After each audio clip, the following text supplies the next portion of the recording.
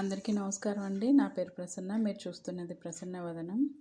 Chicken biryani అప్పటికప్పుడు చేసుకున్నా కానీ ఎంతో రుచిగా ఉండేలాగా ఇప్పుడు తయారీ విధానం చూపిస్తానండి. ఒక్కసారి ఈ విధంగా ట్రై చేయండి. చిన్నపిల్లలు కూడా ఈజీగా ఈ రెసిపీ చూసి తయారు చేసేయచ్చండి. అంత తేలిగ్గా ఉంటుందండి. టేస్ట్ కూడా అంత బాగుంటుందండి. ఇల్లంతా గుమాయించేస్తుందండి. ఒక్కసారి ఈ విధంగా ట్రై చేసి చూడండి. తయారీ విధానం చూద్దామండి. స్టవ్ వెలిగించుకొని మందపాటి గిన్నె ఒకటి పెట్టుకోవాలండి. అందులో 4 టేబుల్ స్పూన్ల ఆయిల్, కొద్దిగా నెయ్యి వేసుకోవాలండి. ఆ క్లిప్ ఒకటి మిస్ అయిందండి. తర్వాత ఫ్రైడ్ ఆనియన్స్ తయారు చేసుకుందామండి. ఇప్పుడే ముందుగా కట్ చేసి పెట్టుకున్న ఆనియన్స్ గోల్డెన్ బ్రౌన్ వచ్చేంత వరకు ఫ్రై చేసుకోవాలండి. ఫ్రై చేసిన తర్వాత ఆనియన్స్ తీసేసి వేరే ప్లేట్లో పెట్టుకోండి. బాగా గోల్డెన్ కలర్ రావాలండి. మనం మామూలుగా అయితే విడిగా ఫ్రైడ్ ఆనియన్స్ తయారు చేసి అప్పుడు కర్రీ చేస్తాం కదా. ఇప్పుడైతే ఈ బిర్యానీ తయారీకి అయితే ఆ విధంగా అవసరం లేదండి. ఫ్రైడ్ ఆనియన్స్ తీసి పక్కన పెట్టుకున్న తర్వాత బిర్యానీ మసాలా ఉన్నాయి కదండి, మసాలా అన్నీ ఆయిల్లో వేసేసుకోండి. సగమేమో మామూలు మనం రైస్ చేసుకుంటాం కండి పక్కన, దానికోసం కొద్దిగా ఉంచి మిగతావన్నీ వేసేసుకోండి. ఇవి ఫ్రై అయిన తర్వాత కొద్దిగా అల్లం వెల్లుల్లి పేస్టు ఫ్రెష్గా దంచుకున్నది వేసి అది పచ్చివాసన పోయేంత వరకు వేయించుకోవాలి.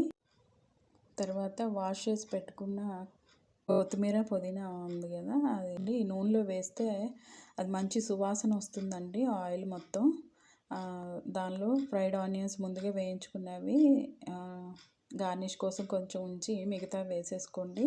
తర్వాత చికెన్ ఉంది కదా, ఇది ముందు వాష్ చేసుకొని ఒక హాఫ్ అన్ అవర్ సాల్ట్ వాటర్లో ఉంచానండి. సాల్ట్ వాటర్లో ఉంచితే ఏమైందంటే చికెన్ టెండర్గా తయారవుతుంది.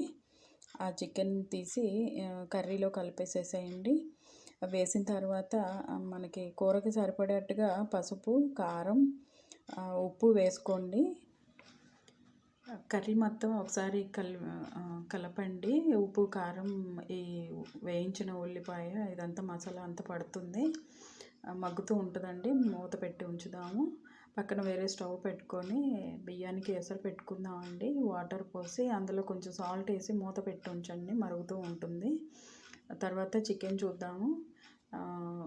కొంచెం ఉడికింది కదండి, అందులో గరం మసాలా, చికెన్ మసాలా, ధనియాల పొడి, జీరా పొడి అండి, వేయించి పొడి చేసి పెట్టుకున్న జీరా పొడి వేసుకొని ఒకసారి కూర మొత్తం కలిపేసేసి మళ్ళీ మగ్గిద్దాము. ఆ మసాలాలన్నీ దానికి పడతాయండి. తర్వాత ఒక కప్పు పెరుగు అండి. 1 కేజీ చికెన్కి ఒక 250 ml పెరుగు సరిపోతుంది. వేసిన తర్వాత ఒకసారి కలిపేసేసి తర్వాత ఒక నిమ్మకాయ సగం చెక్క అండి, రసం గింజలు లేకుండా తీసుకొని అది యాడ్ చేయండి. గింజలు తగిలితే చేదు అనిపిస్తుంది. కలిపేసేసి ఒకసారి మగ్గించాలండి. ఇక్కడ చికెన్ 50% వరకు ఉడికిపోవాలండి. తర్వాత వాటర్ చూద్దాము. వాటర్లో పుదీనా, కొత్తిమీర, మనం ముందుగా తీసుకున్న బిర్యానీ మసాలా ఉన్నాయి కదండి, అవి కూడా వేసేసేసి నిమ్మరసం పిండుదామండి.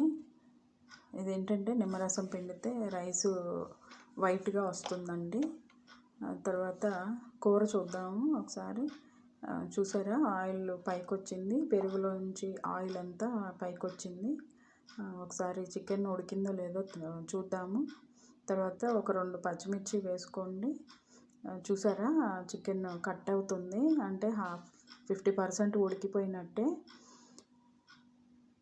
ఇక స్టవ్ ఆఫ్ చేసేసి పక్కన ఉంచండి. తర్వాత నీళ్ళు మరుగుతున్నాయి కదండి, ఈ వాటర్లో సాల్ట్ సరిపోయిందో లేదో ఒకసారి చూసుకుందాము. నాకు కొద్దిగా సరిపోలేదండి, వేసాను. తర్వాత అన్నం అంటుకోకుండా ఉండడం కోసం, మంచి సువాసన రావడం కోసం కొద్దిగా నెయ్యి వేసుకోండి. తర్వాత ముందుగా పెట్టుకున్న బాస్మతి రైస్ ఉన్నాయి కదండి, ఒక హాఫ్ అన్ అవర్ నానబెట్టుకోవాలి. రైస్ తీసి వేసేసేయండి. వేసి ఒకసారి కలిపి తిప్పండి. చూసారా, ఇట్లా బుడగల్లా వస్తున్నప్పుడు రైస్ 50% ఉడికిపోద్దండి, కట్ అయింది చూసారా.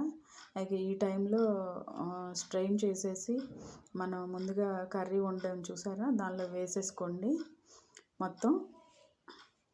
అక్కడ మిగతా 50% ఉడుకుతుందండి.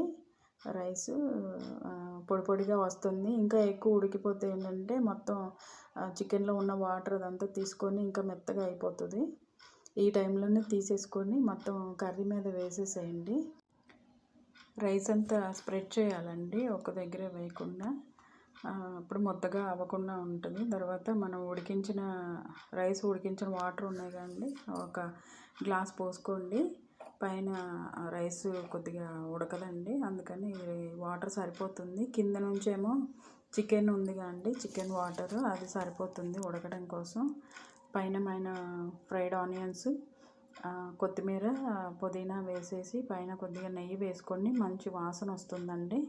సిమ్లో పెట్టుకొని ఒక 20 మినిట్స్ దమ్ వేసుకోవాలండి. పైన వెయిట్ పెట్టండి. 20 మినిట్స్ తర్వాత చూసారా, చికెన్ బిర్యానీ రెడీ అయింది. చూసారా ఎంత బాగుందో. రైస్ కూడా పొడి పొడిగా ఉడికింది. కింద కర్రీ కూడా, చికెన్ కూడా మిగతా 50% ఉడికిపోయిద్దండి మాడకుండా. చాలా బాగుంటుందండి టేస్ట్. అసలు సువాసన అయితే ఇల్లంతా గుమాయించేస్తుందండి. ఒకసారి ఈ విధంగా ట్రై చేయండి. అంటే టైం లేనప్పుడు, ముందుగా మ్యారినేట్ చేయడానికి కుదరినప్పుడు ఈ విధంగా ట్రై చేయొచ్చండి. ఇది కూడా చాలా బాగుంటుందండి.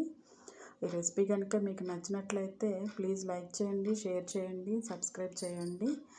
మీరు తయారు చేసి ఎలా వచ్చిందో కామెంట్ చేయండి. ఇది రైతా గోంగూర వేసుకొని తింటే చాలా బాగుంటుందండి. ఇంటిల్లిపాది చాలా ఇష్టంగా తింటారు. ఒక్కసారి ఈ విధంగా ట్రై చేసి చూడండి. ఎప్పుడు మ్యారినేట్ చేసే బిర్యానీ కాకుండా ఇది కూడా ఒక స్టైల్ అండి. ఈ విధంగా ట్రై చేసి చూడండి, చాలా బాగుంటుందండి.